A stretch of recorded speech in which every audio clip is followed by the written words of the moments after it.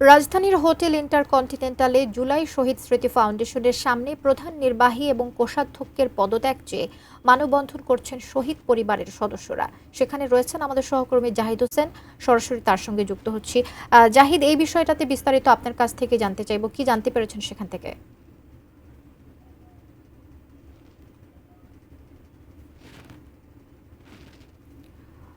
সহকর্মী জাহিদের সাথে যুক্ত হওয়ার চেষ্টা করছি।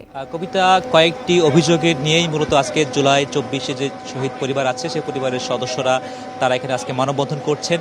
তারা জুলাই শহীদ স্মৃতি ফাউন্ডেশনের এই কার্যালয়ের সামনে এসে তারা বলছেন যে আসলে নতুন করে যে অর্গানোগ্রাম সাজানো হয়েছে সেখানে প্রধান নির্বাহী এবং কোষাধ্যক্ষ পদে যাদেরকে বসানো হয়েছে তাদের নামে অনেক অভিযোগ আছে। প্রথম অভিযোগ, তারা ফ্যাসিবাদের দোসর। দ্বিতীয় অভিযোগ, শহীদ পরিবারের কেউ সদস্য না, কাজেই তারা শহীদ পরিবারের যে চাওয়া পাওয়া, শহীদ পরিবারের যে আকাঙ্ক্ষা, সে শহীদদের যেই প্রাপ্তি দরকার ছিল সেটির আসলে বাস্তবায়নটি হচ্ছে না এবং এটি হবেও না, এমন আশঙ্কা তারা প্রকাশ করছেন। একই সঙ্গে তারা বলছেন যে প্রধান নির্বাহী পদে যাকে বসানো হয়েছে তার নামের সঙ্গে সেনাপ্রধানের নামের একটি মিল রয়েছে, ওয়াকার আহমেদ, এবং সেনাপ্রধানের নাম জেনারেল ওয়াকারুজ্জামান। এবং এই শহীদ পরিবার শুরুতে ভেবেছিলেন যে আসলে এই ওয়াকার আহমেদই আসলে সেনাপ্রধান, তিনি দায়িত্ব নিচ্ছেন কিনা। তবে পরবর্তীতে আসলে সেই ভুলটি ভাঙে, কাজেই সেই জায়গা থেকে প্রথমত সেটি শহীদ পরিবারের সদস্য তিনি নন, কিন্তু এই জুলাই শহীদ স্মৃতি ফাউন্ডেশনের বড় পদে তাকে আসীন করা হয়েছে। কাজেই সেই জায়গা থেকে এটা বিশ্বাসভঙ্গের জায়গা থেকে তারা আজকে হতাশ হয়েই এই সড়কে তারা নেমেছেন, তারা মানববন্ধন করছেন।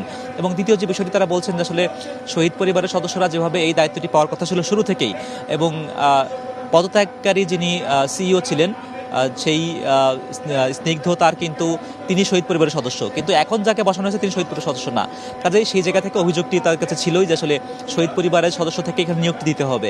এবং ফ্যাসিবাদের দোসর হিসেবেও তাদের নাম এসেছে বলে তারা দাবি করছেন, যিনি যিনি সিইও এবং আছেন তারা।